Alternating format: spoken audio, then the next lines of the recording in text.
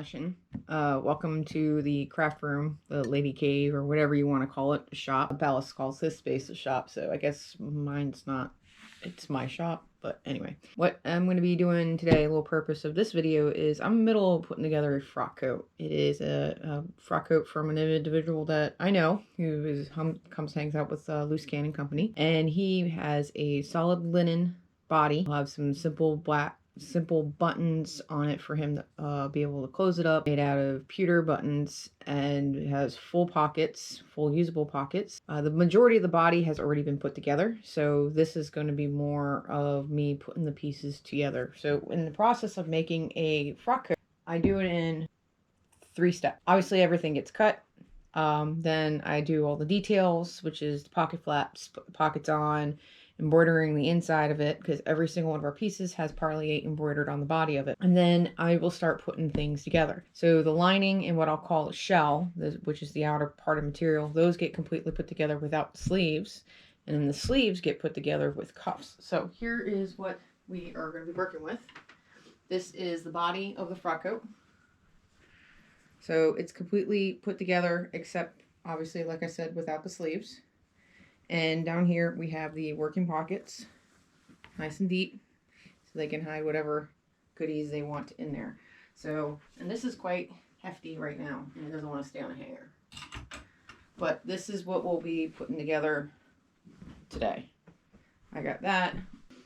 The sleeves are already built, because I have found that putting sleeves together first before attaching them to the coat makes it's just easier. You're not fighting with all the material, because this is like 6 to 7 yards of material when you start thinking about it.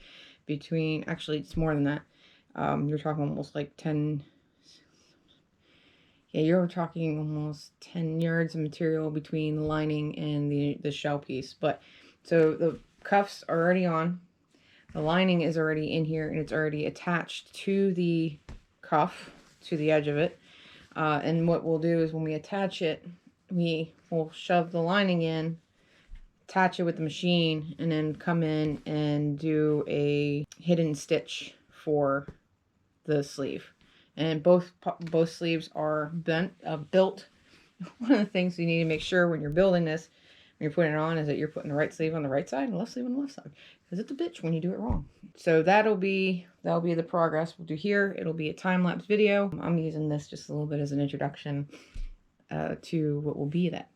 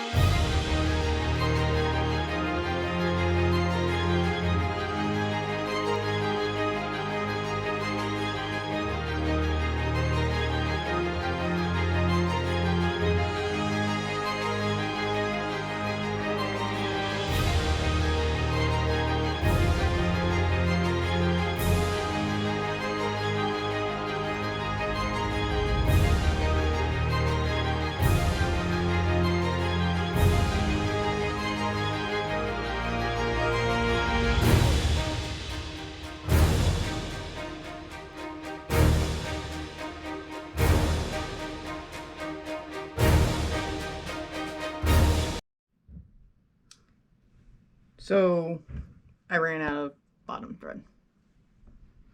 Of course, it's right when I'm about to finish, so I will rewind and start over. Well, not over, but you know what I mean.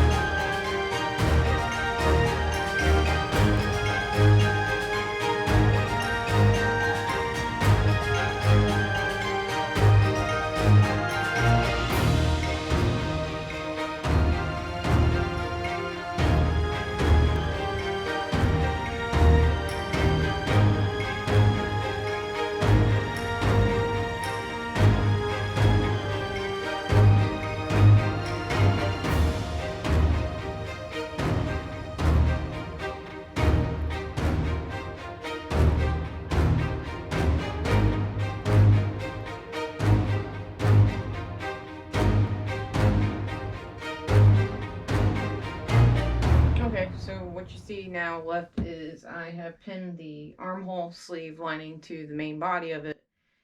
And this is the part where it gets tedious. After I have it pinned all up, I will be slip stitching the whole thing in place. It's just a detail I do. I think it looks a lot better.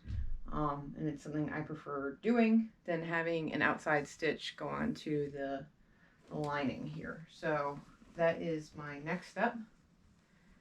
I'll be going through and stitching.